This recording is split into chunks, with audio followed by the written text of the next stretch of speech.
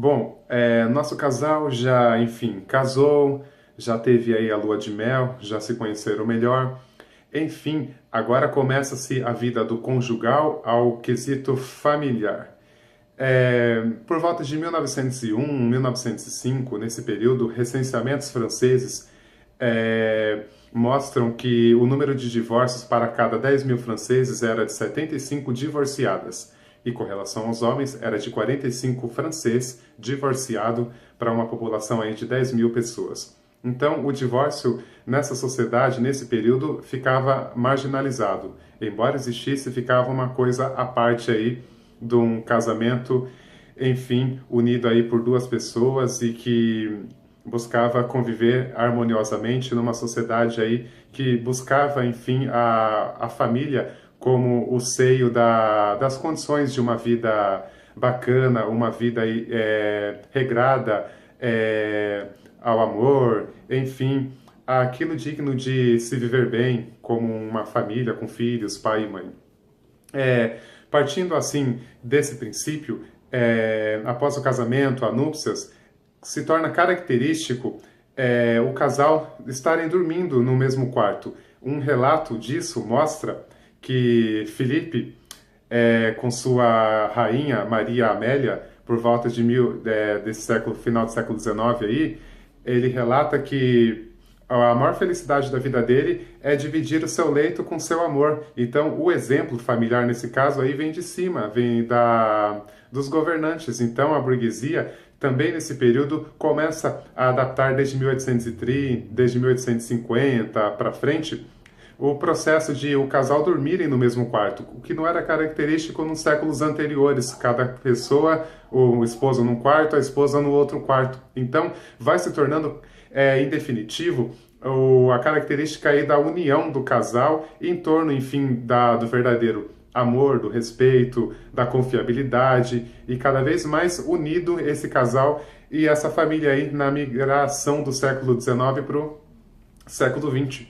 Também é característico nesse período apelidos carinhosos que o marido faz para a esposa, que a esposa faz para o marido, aquela coisa bem fofa de um relacionamento aí romântico que começa a ser característico nesse período. Pois bem, então, casamento concretizado, a família mais unida, diferente dos séculos anteriores, vem as responsabilidades, vem a criação dos filhos, que começa a consumir então a vida desse casal.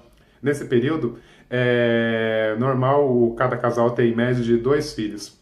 Então, começam as preocupações com o crescimento, com o estudo dos filhos, com a educação relacionada ao estudo, cultura, enfim, foca-se a vida aí para os filhos, que é uma característica também desse período, pois anteriormente os filhos eram relegados, assim como a esposa. Não tinha aquele interesse em cuidar, em apreciar os momentos com o filho, o crescimento, todas as fases aí da vida do filho. Então esse período é característico com o amor que o pai finalmente relega aí ao seu filho, desde de bebê, passando pela infância, pela adolescência. Então, esse período é característico pela, enfim, união de uma família. Torna-se aquela família tradicional, não tradicional no sentido rígido da palavra, mas aquela família unida, carinhosa, que tem a atenção, o filho tem a atenção do pai e da mãe, o marido tem a atenção para a esposa.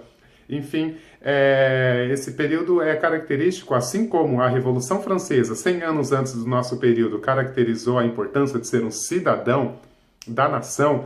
Então, nesse período, torna-se importante a participação do pai no seio familiar. Então, isso é bacana. Cartas, inclusive, demonstram esse carinho do pai com o filho, da mãe com o filho, do carinho entre o casal e tudo mais. E característico também nesse período é considerado que a maternidade é apresentada como a única função realmente gratificante para a mulher. Nesse ponto, continua-se totalmente tradicional o pensamento masculino, que a principal função, a gratificação por parte de ser mulher, é a maternidade em gerar herdeiros, gerar o filho ali para continuar o casamento aí e formar-se uma família.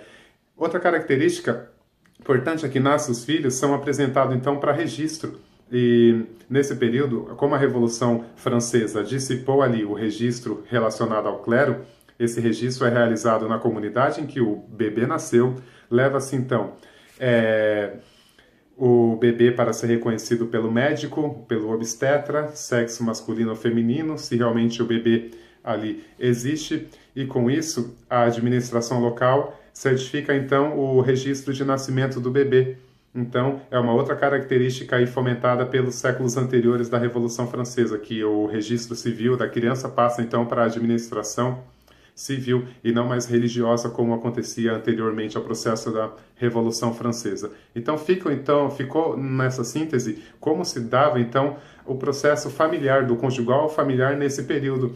Realmente se caracteriza como uma família unida, como um período em que realmente há aproximação de pai, mãe, marido, mulher, do filho com os pais. E isso é muito bacana e traz então os conceitos definidores do século XX. Do decorrer do século XX, então, um período bem então delineador dos próximos séculos aí consecutivos das próximas décadas consecutivas ao século XIX. Nas próximas videoaulas, então, nós vamos abordar características como o batismo, a comunhão, e também vamos chegar na fase final, a fase adulta, a velhice e também a morte aí desse casal na sociedade burguesa do século XIX. Obrigado pela atenção, então, e nos vemos na próxima videoaula. Não deixe de acompanhar para você entender maior o processo de desencadeamento da formação de uma família até o período do luto aí com a morte de um dos cônjuges. Então, acompanhe a nossa página, curta nossos vídeos e compartilhe o conhecimento. Obrigado, nos vemos numa próxima videoaula. Tchau, tchau.